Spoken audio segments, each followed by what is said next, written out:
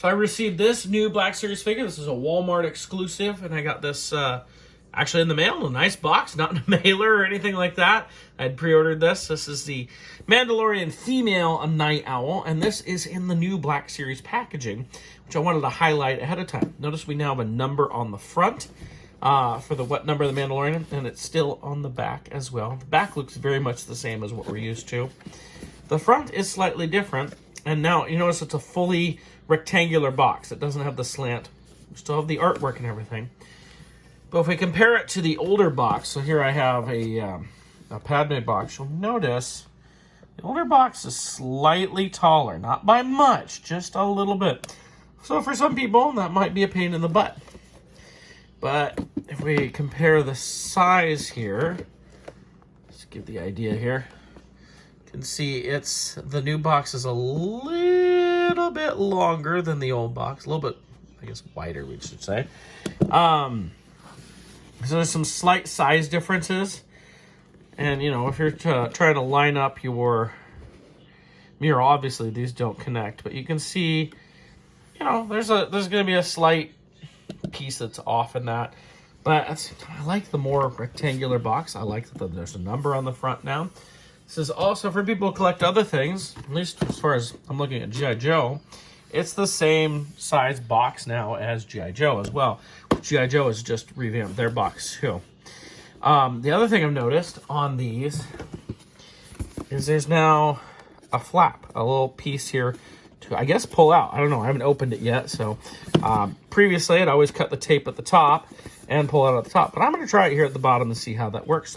We'll check out our Nite. Just by looking at this new box, I popped that open. And there's actually a tab that folds down for you to pull.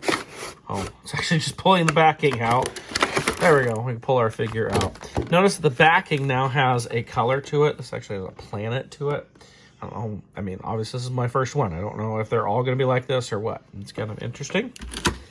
And, of course, this is just on the tray, but doesn't have the slant or anything. So the figure itself looks to just be a reuse of the Bo-Katan or Costco Reeves mold for the most part. In fact, you can actually look under the helmet.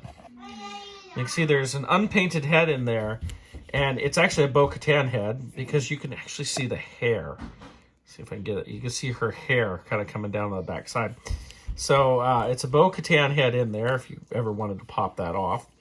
But it's kind of a darker blue. It's got a little bit of the shininess, kind of the carbonized type look that we're seeing more and more on a few of these figures. It's like they realized the carbonized way of doing variant figures didn't work, but adding that paint to some of the figures is good.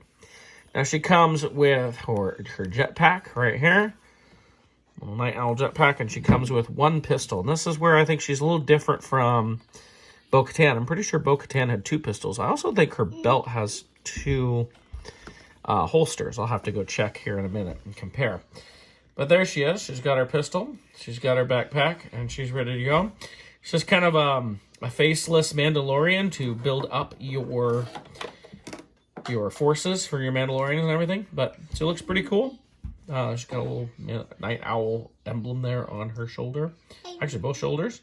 So, nice little figure. Can build that up.